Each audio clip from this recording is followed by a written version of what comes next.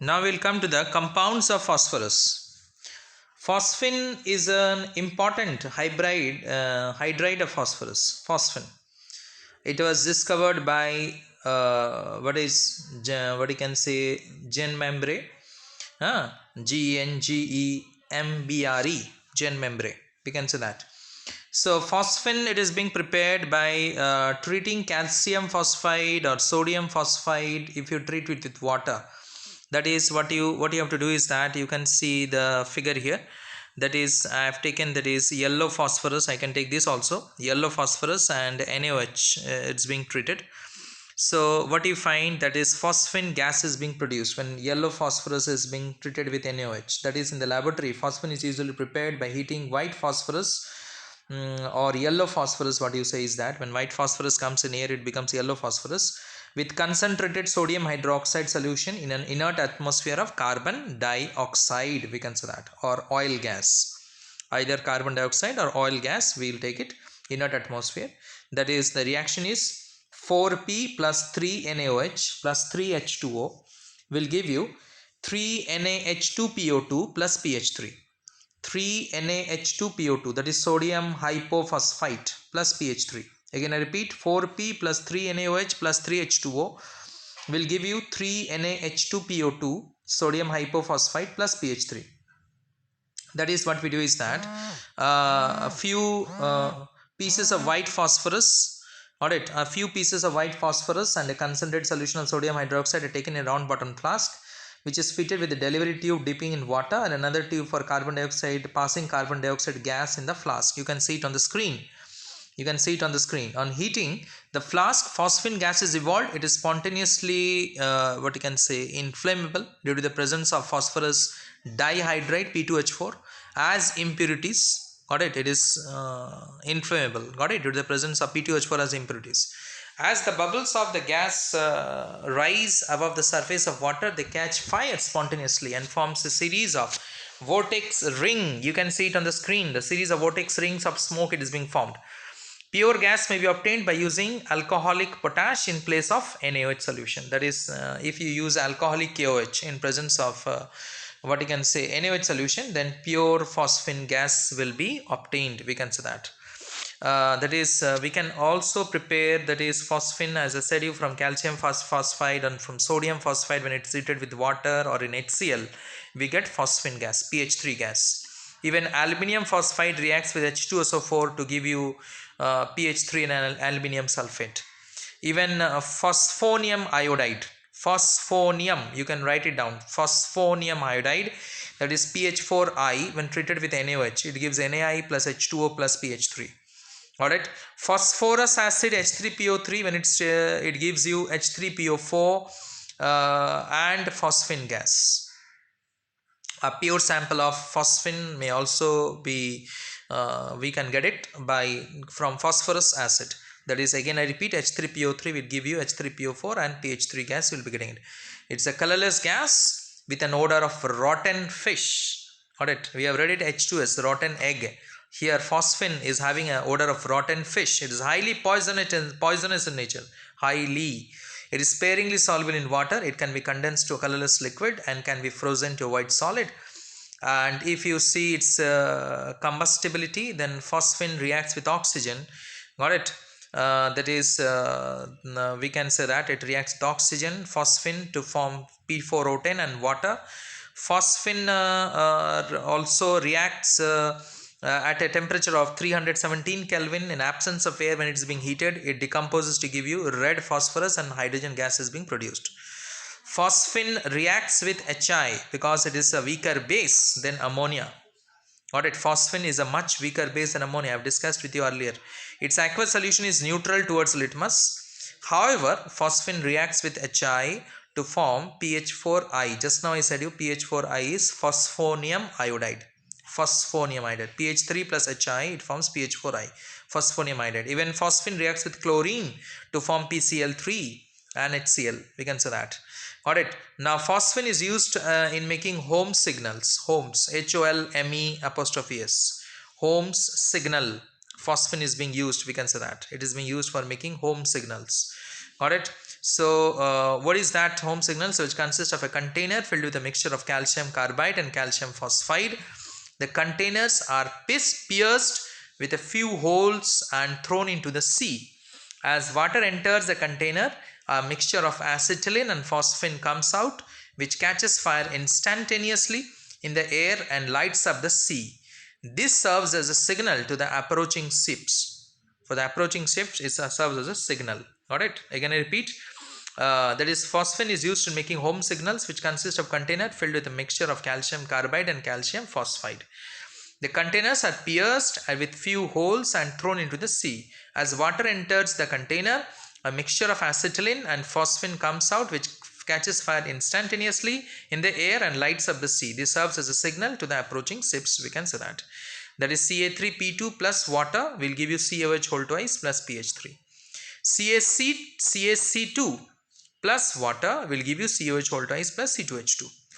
It is also used for making smoke screens in naval warfare, we can say that. Now there are what you can say several oxides of phosphorus. I have told you, that is P4O6, then we are having P4O10, we are having, that is several oxides of phosphorus. P4O6 is prepared when P4 reacts with oxygen, it gives you P4O6, and when P4 reacts with oxygen, in excess of oxygen, it gives you P4O10. Now P4O6 is a crystalline solid with a strong garlic-like odor and sharp sour taste. It has got a sharp sour taste. It is poisonous in nature. It is soluble in benzene and chloroform. Whereas P4O10 is a white solid which undergoes sublimation and heating.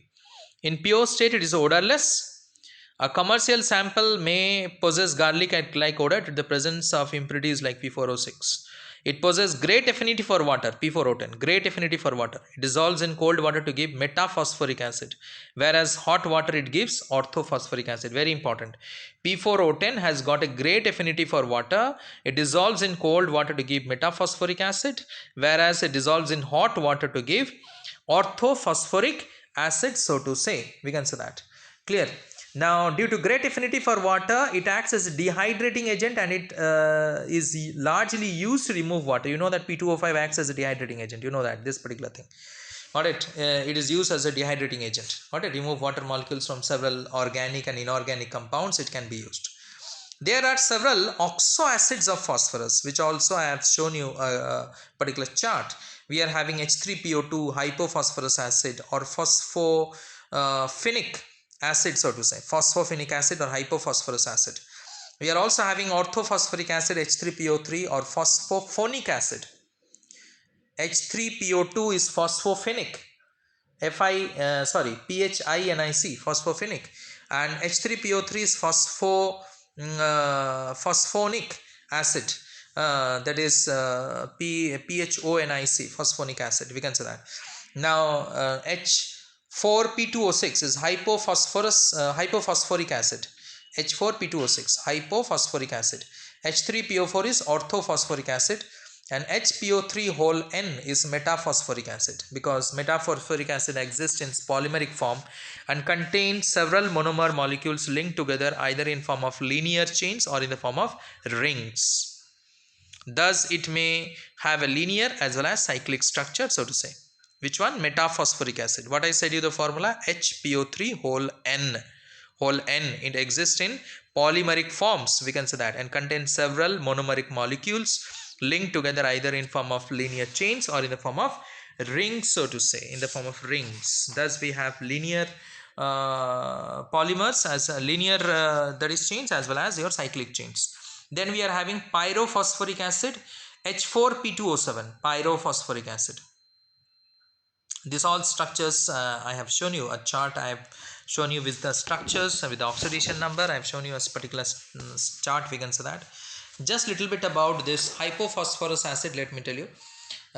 It is prepared by heating baryta. Baryta means barium hydroxide. So phosphorus plus baryta plus water, it gives you barium hypophosphite plus phosphine. Barium hypophosphite is BaH2PO2 whole twice. Ba, within bracket you will write H2PO2 whole twice. BaH2PO2 whole twice plus H2SO4 will give you H3PO2 plus BaSO4. H3PO2 plus BaSO4, which is hypophosphorus acid or phosphonic acid, we can say that. Clear? So it is a colorless crystalline solid soluble in water. It is monobasic in nature. Whereas orthophosphorus acid H3PO3 or phosphonic acid, it is prepared by the hydrolysis of PCl3 by oxalic acid. PCl3, when it reacts with oxalic acid, it gives you H3PO3, carbon monoxide, carbon dioxide and HCl. It is a crystalline solid soluble in water. It is dibasic acid. It is a dibasic acid. It acts as a reducing agent and reduces silver nitrates and gold chlorides into respective metals. Alright. Hypophosphoric acid H4P2O6. When moist phosphorus is oxidized in air or in water with HNO3, hypophosphoric acid is being formed along with other substances. Got it? So orthophosphoric acid, it can be prepared by dissolving phosphorus pentoxide in water. P4O10 plus water will give you H3PO4. Or calcium phosphate Ca3PO4 whole twice. Ca3PO4 whole twice plus H2SO4 will give you CaSO4 plus H3PO4. We can get it. Alright. We can get in this way orthophosphoric acid, that is H3PO4. Orthophosphoric acid is a white crystalline solid. It is deliquescent in nature and changes into a colorless syrupy liquid on absorption of moisture. On heating it first changes to pyrophosphoric acid and then to metaphosphoric acid. That is H3PO4 at 520 Kelvin gives H4P2O7 plus water. H4P2O7 is pyrophosphoric acid. H4P2O7 in presence of 589 Kelvin will give you HPO3 plus water. HPO3 is metaphosphoric acid. Just now I said, HPO3 whole N. It forms a linear or cyclic rings, we can say that. Lastly, pyrophosphoric acid, it can be prepared by heating orthophosphoric acid at 523 Kelvin. H3PO4 at 523 Kelvin will give you H4P2O7 plus water. H3PO4 at 523 Kelvin will give you H4P2O7 plus water. It is a colorless solid. It is soluble in water. On heating above 598 Kelvin, it decomposes to give you again metaphosphoric acid. It is a tetrabasic acid. Got it? But only two series of salts it's known to us. Even if it is tetrabasic acid, two series of salts is known to us. That is Na4P2O7 and Na2H2P2O7. One is your normal salt, another is your acid salt. We can say that. Clear? So this is about your different types of phosphorus, oxoacids of phosphorus, so to say.